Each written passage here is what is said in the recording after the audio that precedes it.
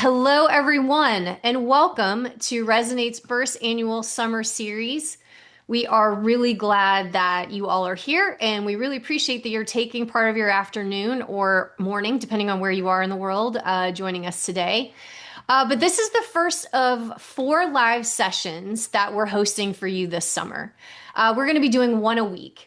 And each one of these sessions is built around a different challenge that marketers and advertising agencies are facing right now as you start to plan for the second half of the year. So today's session, this is the kickoff. So if you're here for this one, that means that you're already registered for all four webinars. So you don't have to do anything else other than show up each week on a Wednesday and join us for the content. I want to take a minute and introduce myself. My name is Meredith Albertson. I am the Chief Marketing Officer at Resonate, and I'm joined today by Aman Diop, our Manager of Customer Insights. Aman, thank you so much for joining us today. Thank you for having me.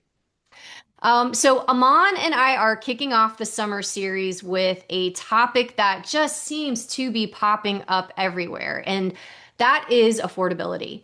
It seems like you can't open a trends report, you can't sit on a board meeting, listen to an earnings call without encountering this topic. And it's a scary word for marketers because we assume that when our customers tell us that they are worried about affordability, what they mean is that they're likely to stop buying from us unless we lower our prices. Well, today's session is all about understanding what consumer concerns about affordability are really telling us.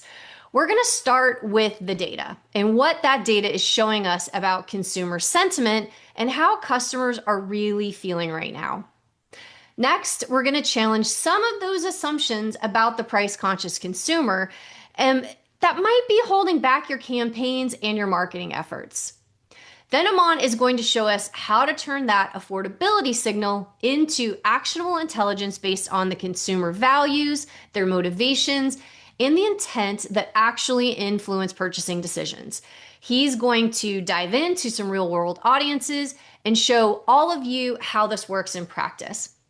And lastly, we'll finish up with some audience questions. So please feel free to submit your questions throughout the session, and we promise we'll get to as many of them as we can.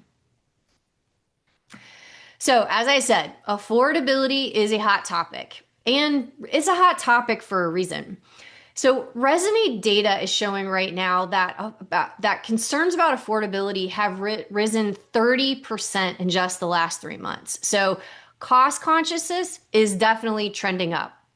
48% of people are worried about rising gas prices, and 38.4% are worried about the continuing increase in costs on healthcare. Now, healthcare and gas are what someone would consider essentials, and the concern about their costs it's reflecting a new kind of vulnerability that can really start to impact purchasing decisions across every category. So the problem for marketers isn't that we're misreading valid affordability fears in the marketplace. The problem is that we tend to attribute every consumer motivation and decision to a single macro trend. And in this case, that trend is price. And every other reason that they actually might be buying or might not be buying, it's getting lost. Now, that means we might be missing out on that signal that's actually trying to tell us something more about how consumers are really making decisions and how we can do a better job of reaching them. With the wrong data, affordability concerns collapse into this single cost access, too expensive versus cheap enough. Now, no pun intended, but there really is a cost with getting this wrong. When we treat price sensitivity as a single driving force behind behavior, we flatten out our audiences and we treat them as if they're all the same, and that couldn't be further from the truth. That's leading to wasted spend through mistargeting. It could result in creative that has super ineffective messaging, and you're undercutting your own value with perhaps offering discounts that actually aren't really necessary, or perhaps they're not even meaningful at all to your customers. So this misses the real story. Affordability is not just about dollar amounts. It's a signal of a broader recalibration in buying motivations. Cost is simply one input into that recalibration. But so are values like status, personal history, practicality, and even life stage.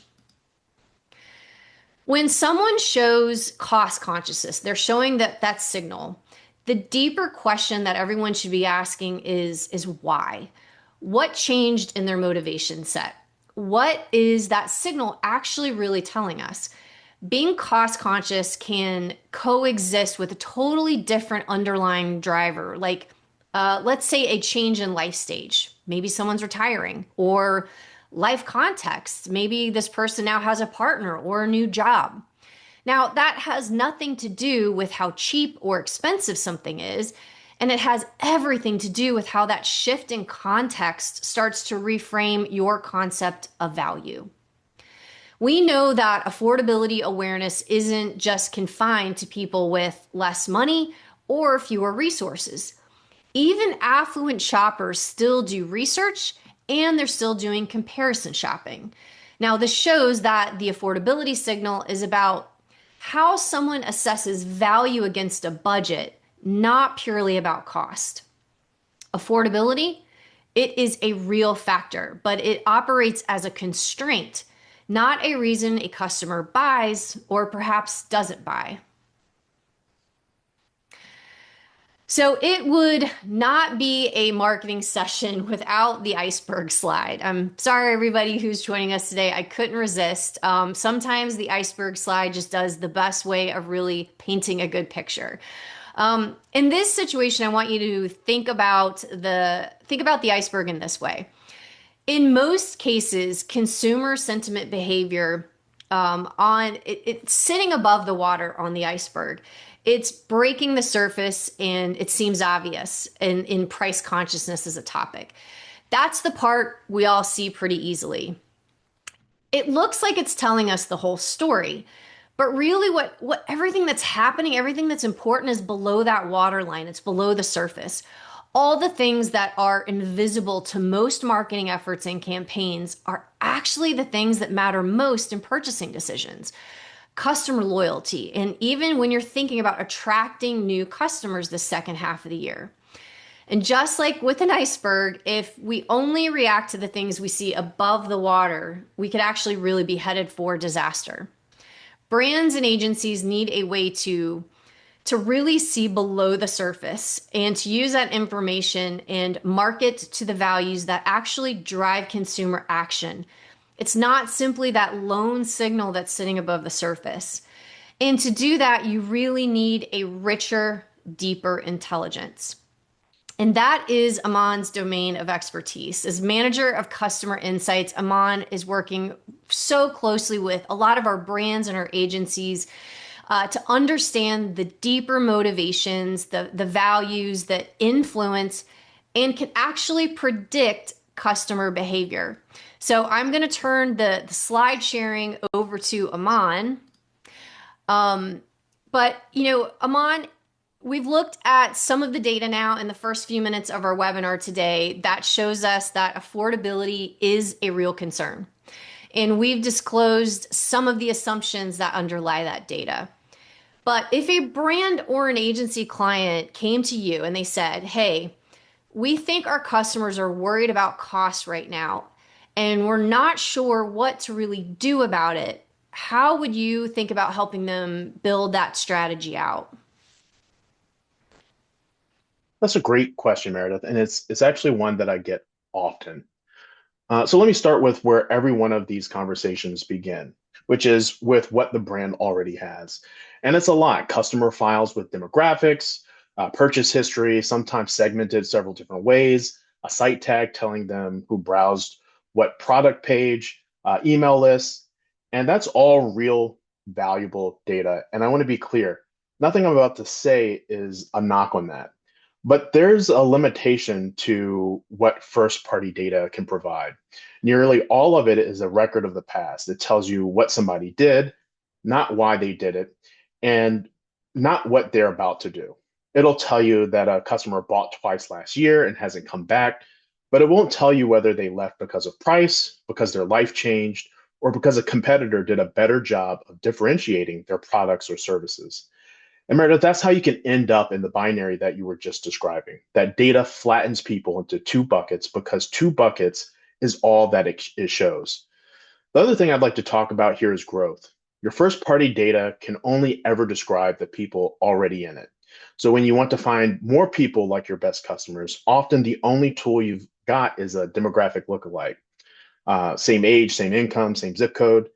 And as we're about to see, people who look very similar on paper can want completely different things. So the question I ask brands back is, what are you trying to understand that your data can't tell you today? And then we fill in the gaps. We add data to what they already have. So this is where Resonate comes in. We're not asking anyone to throw anything out.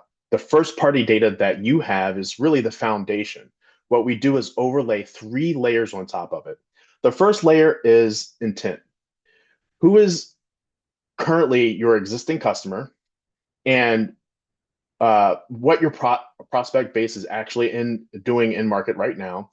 We're not trying to focus on who bought from you 18 months ago, but who is looking to buy today. That alone can change how you spend because you stop paying to reach people who aren't considering a purchase. The second layer is motivation, and that is the one that really influences creatives and messaging most. It's the psychographic driver sitting underneath the intent. And this is why purchase history can't give you all of the values, all of the value that I'm trying to describe here. The third layer is understanding who the next best customer is.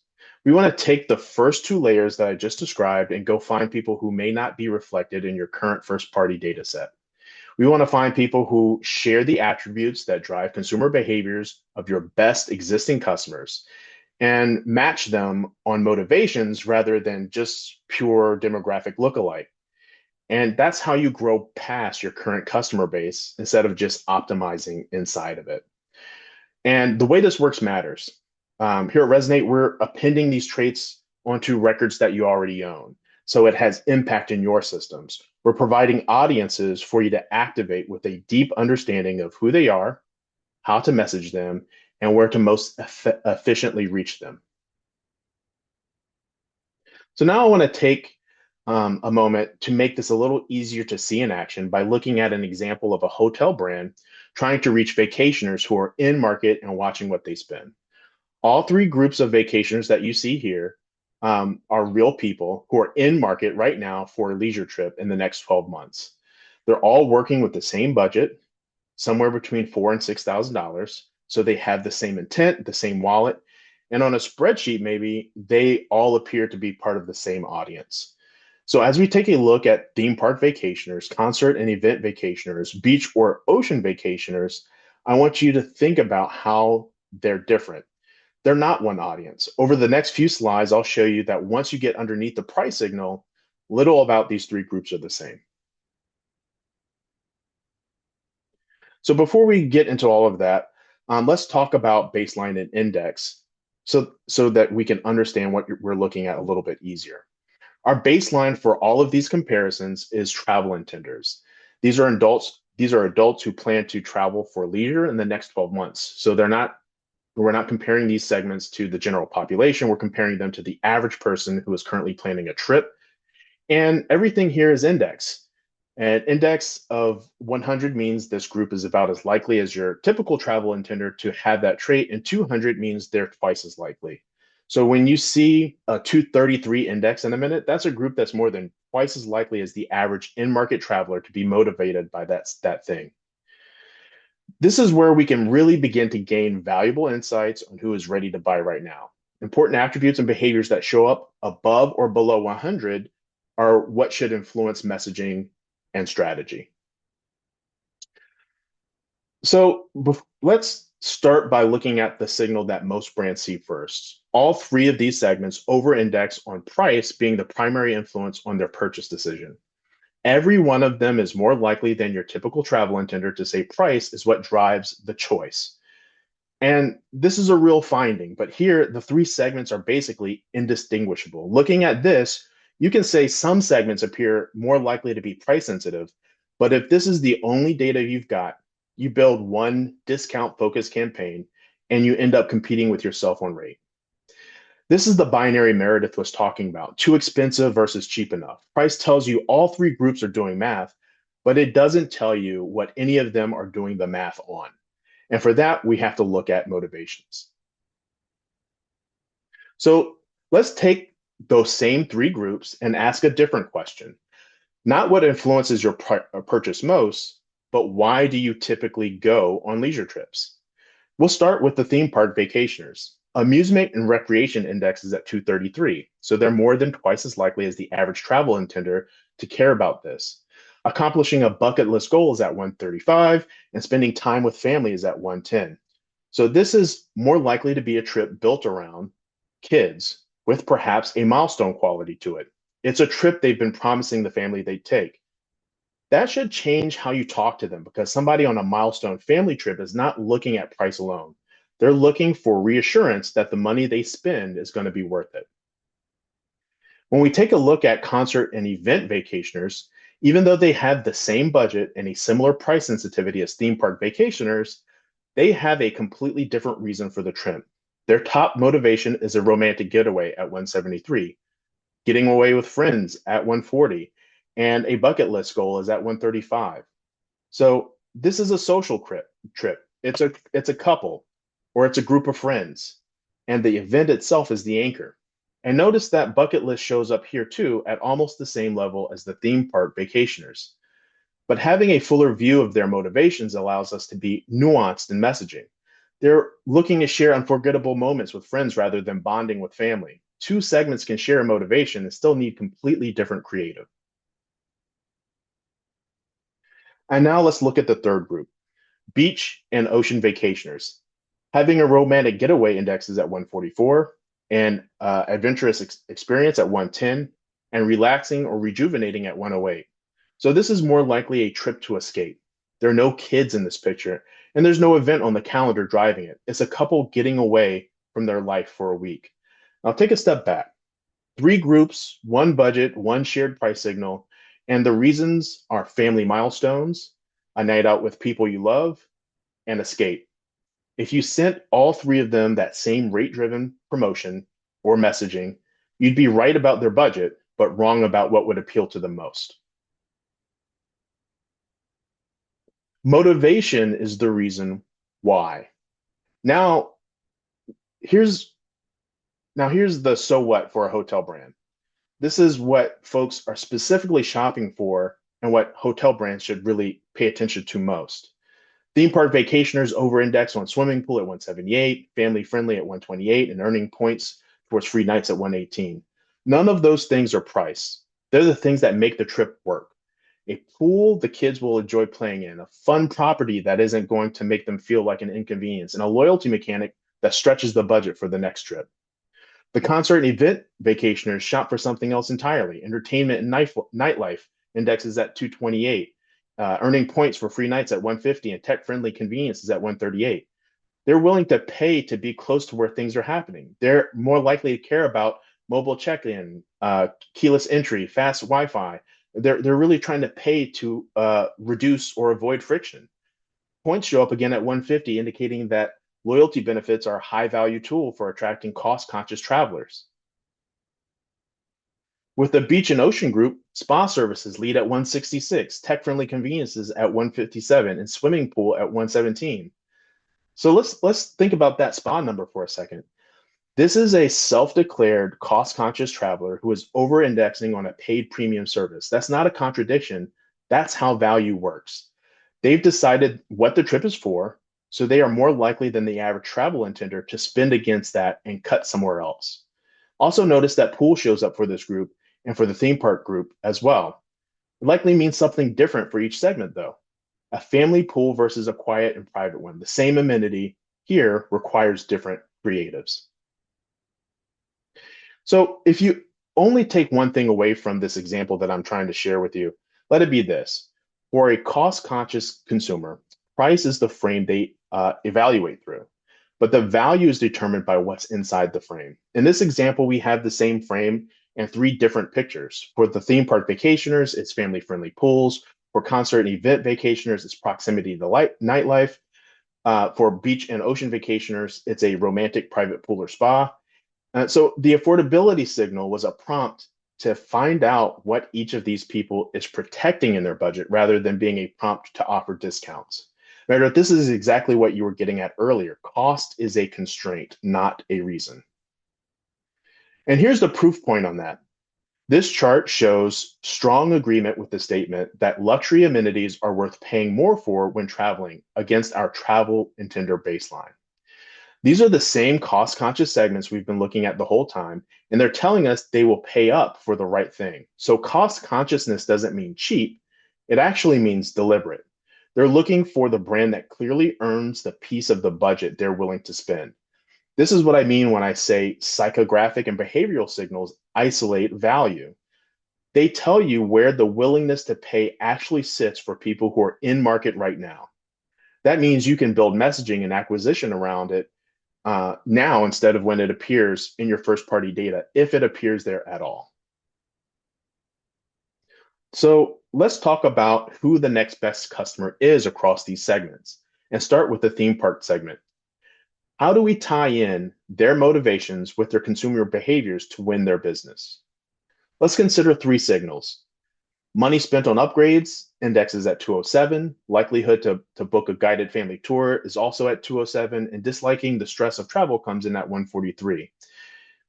Putting these together, the creative pretty much writes itself. A hotel brand should lead with upgrades framed around family bonding, not as an add on, but as the thing that makes the memory. Featuring guided tours and partner activities because they're inclined to buy them. And then speak directly to the stress. Everything's handled. One booking, nothing to figure out. And notice what's missing, a discount. We're answering a budget constrained vacationer with certainty and value, not price.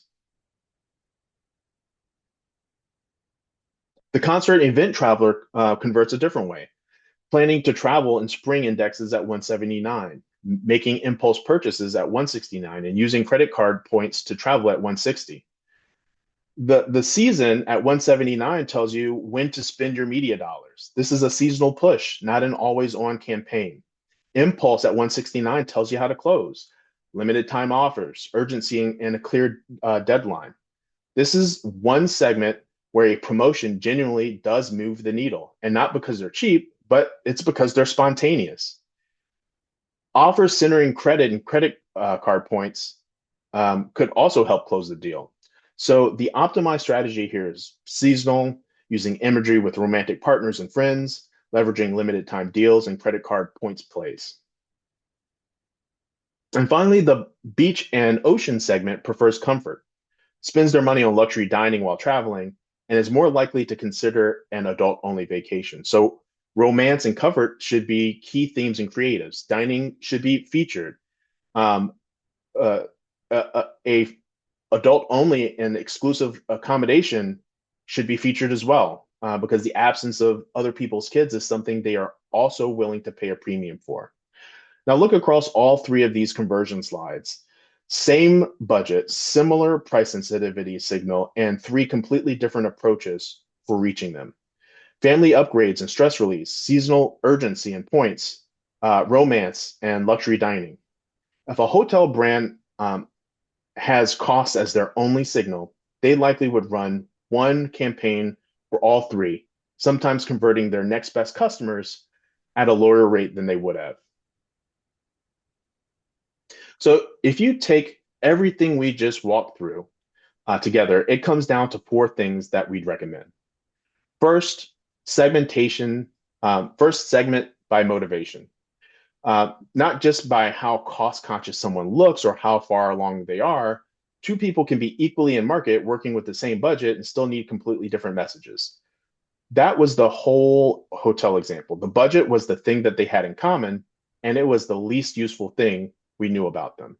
Second, message to the driver, not the price signal. If the driver is certainty, talk about flexible cancellation and what's included. If it's family connection, talk about the moment that they're buying, not the rate. Affordability signals tell you they're paying attention to the value, and motivation tells you what they think is valuable. Third, your acquisition spend towards the next, extend your acquisition spend towards the next customer, the next best customer profile, not just retargeting, broad demographic prospecting. Retargeting only works on the base you already have. If you want to grow past it, you have to go after people who share the motivations of your best customers, even though they've never touched your brand. And lastly, treat all of this as a living layer, not a one time thing. Intent moves, life stages change. A competitor can make a different move, a season changes. If you've appended our data to your first party data, for example, you're making decisions on a snapshot and it needs to refresh on a cadence. What we are recommending is to shift from reaching to or reacting to a price signal after the fact, and then anticipating what and why someone's going to buy before they've told you. So, with that, Meredith, I'll hand it back to you to talk about what they actually care about and what delivers for a brand. Thanks, Amon. I four really fantastic tips for everybody, really actionable advice that I think you can take regardless of whether you're in travel or you're in retail or you're in media and entertainment. I want to say them again. They were so good. Number one, it's about segmenting by motivation. Number two, message the driver, not the signal. Number three, it was about extending your acquisition spend to those next best customer profiles. And number four, it was thinking about this as a living layer and really refreshing that. Um, so important. And when you do this and you think about this nuance, how it really delivers to the business is really important. You know, you should see those acquisition costs go down because you can segment based on true motivations and not merely signals. This means you are targeting the right people with the right message in the right channels. And you can be much more efficient and effective with your media spend. And that is, in turn, you're going to see those conversion rates continue to go up.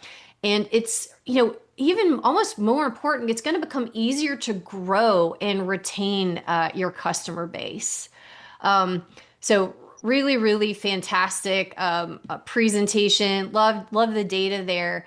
Um, let's, Amon, if you want to go to the next slide, I think we're going to jump in and we're going to see if we've got some questions. All right, let me look through here and see what we've got. Okay, Amon. Travel is a discretionary category, so I can see the application of what you're talking about here, but does this approach hold up the same way in categories that feel more essential? Let's say like grocery or healthcare, where affordability concerns actually might be more literal? Yeah, I think it holds up. Take grocery. Two cost conscious shoppers could be motivated by different things in that vertical as well. One could be protecting the family budget, but would still pay more for the brands that kids actually eat. Another might be a deal seeker who researches everything and feels good about winning on price. So again, the same basket size could have two different reasons driving the purchase behavior, and a blanket discount messaging or message is likely not as effective for one of them. Healthcare is, I think, even more motivation driven because the decisions are loaded with risk tolerance, need for certainty, trust, um, someone who listens for advice. Cost is absolutely part of it, but I think even there, cost is the constraint, not the reason. Okay.